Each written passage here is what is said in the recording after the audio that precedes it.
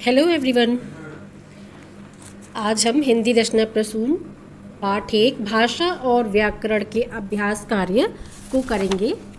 अभ्यास कार्य और प्रश्नोत्तर को करेंगे। इस पाठ में तुमने मौखिक भाषा, लिखित भाषा, लिपि, व्याकरण, वर्ण, शब्द, वाक्य, राष्ट्रभाषा, मातृभाषा, भाषाएं और उनकी लिपियों के बारे में पढ़ा। तो चलो हम स्टार्ट करते हैं। सबसे पहले मौखिक प्रश्नोत्तर। निम्नलिखित प्रश्नों के उत्तर दीजिए। मौखिक भाषा के 2 उदाहरण बताइए। उत्तर: टीवी देखना, गाना सुनना। ख. लिखित भाषा के 2 उदाहरण बताइए। उत्तर: पत्र लिखना और ईमेल करना। प्रश्नों के उत्तर लिखिए। क. भाषा के कितने रूप हैं? प्रत्येक का नाम लिखिए। भाषा के कितने रूप हैं? प्रत्येक का नाम लिखिए। उत्तर: भाषा के 2 रूप होते हैं। भाषा के 2 रूप होते हैं, लिखित और मौखिक। लिखित और मौखिक। ख. मौखिक भाषा किसे कहते हैं? मौखिक भाषा किसे कहते हैं? उत्तर: बोलने तथा सुनने को मौखिक भाषा कहते हैं। ग. लिपि क्या है? लिपि क्या है? उत्तर: भाषा को लिखने की विधि लिपि कहलाती है। भाषा को लिखने की विधि लिपि कहलाती है। घ. शब्द किसे कहते हैं? शब्द किसे कहते हैं? उत्तर: वर्णों के समूह को। वर्णों के समूह को शब्द कहते हैं। थर्ड, सही शब्द चुनकर रिक्त स्थान भरिए। ठीक है, सही शब्द चुनकर। तो आपकी बुक में सही शब्द, कुछ शब्द दिए गए हैं, उनमें से सही शब्द को चुन के और वाक्य को पूरा करना है। क. नानी का कहानी सुनाना भाषा का डैश रूप है? मौखिक। उत्तर है मौखिक। नानी का कहानी सुनाना भाषा का मौखिक रूप है। ख. हिंदी व संस्कृत की लिपि डैश है? क्या है? देवनागरी।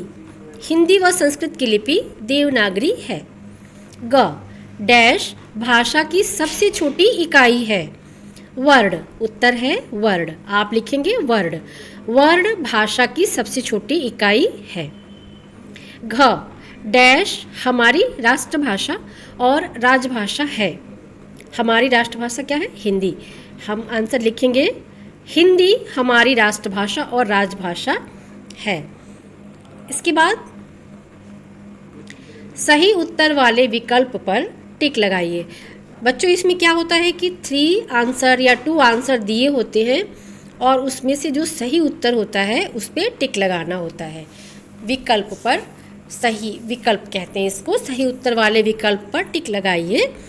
तो भाषा के रूप होते हैं, नंबर 1 भाषा के रूप होते हैं 3 नहीं 2 4। आंसर है 2। भाषा के कितने रूप होते हैं? 2, लिखित और मौखिक। ठीक है। सेकंड, हिंदी को राजभाषा का दर्जा मिला 14 नवंबर सन 1949 को, 15 अगस्त 1947 को, 14 सितंबर सन 1949 को।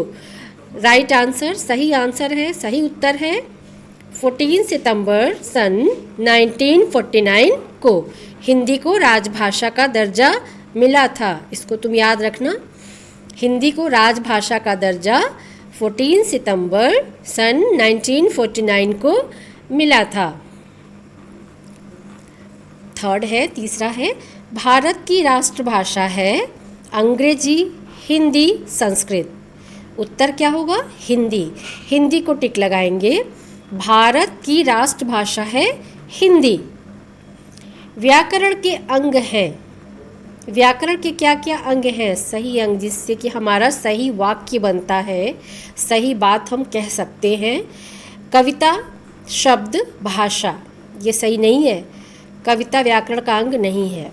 वर्ण, शब्द, वाक्य। किताब, चित्र, फिल्म। तो बच्चों, व्याकरण के अंग हैं वर्ण, शब्द, वाक्य। ठीक है, वर्ण यानी अक्षर, फिर अक्षरों से मिलके शब्द बनते हैं और फिर शब्द से मिलके वाक्य बनते हैं, जिनको हम बोलते हैं उस भाषा में। या तो वो इंग्लिश का व्याकरण हो, ग्रामर हो, या हिंदी का व्याकरण हो, किसी में भी जब बनाना होता है तो वर्ण, शब्द, वाक्य से ही मिलके व्याकरण बनता है। व्याकरण के अंग होते हैं, सही वाक्य बनता है।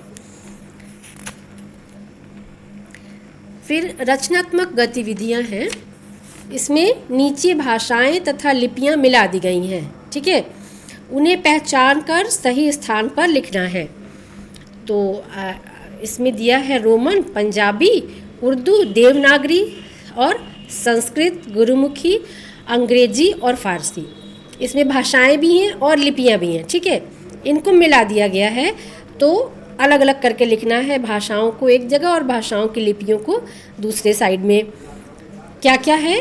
रोमन, पंजाबी, उर्दू, देवनागरी, संस्कृत, गुरुमुखी, अंग्रेजी, फारसी। ठीक है, चलिए यहाँ हम सही कर रहे हैं। भाषाएं और लिपियां। भाषाएं हो गई पंजाबी, भाषाएं, लिपियां। पंजाबी भाषा, इसकी लिपि होती है गुरुमुखी। उर्दू भाषा, इसकी लिपि होती है फारसी। संस्कृत भाषा, इसकी लिपि होती है देवनागरी। अंग्रेजी की लिपि रोमन होती है। दिए गए वाक्यों को पढ़कर सही वाक्य के सामने टिक और गलत के सामने क्रॉस करिए। तो ये तो बहुत आसान है, लेकिन ध्यान से देख के करना है। क, माँ मैं खेलने जा रहा हूँ। ठीक है, तो ये हमारा सही वाक्य है या गलत वाक्य है? इसमें क्या दिया हुआ है? दिए गए वाक्यों को पढ़कर सही वाक्य के सामने टिक और गलत के सामने क्रॉस लगाइए। तो माँ मैं खेलने जा रहा हूँ, ये हमारा सही वाक्य है। ठीक है। ख, मैदान क्रिकेट खेलकर आया मैं हूँ। ये तुम समझ सकते हो कि ये सही है या गलत है? गलत है। मैदान क्रिकेट खेलकर आया मैं हूँ, है ना। ग, तुम क्या कर रहे हो? तुम क्या कर रहे हो सही वाक्य है। मेरी कार सो रही है, ये गलत है। टेलीफोन की घंटी बरस रही है, ये गलत वाक्य है। यहाँ हमारा भाषा और व्याकरण चैप्टर फिनिश होता है।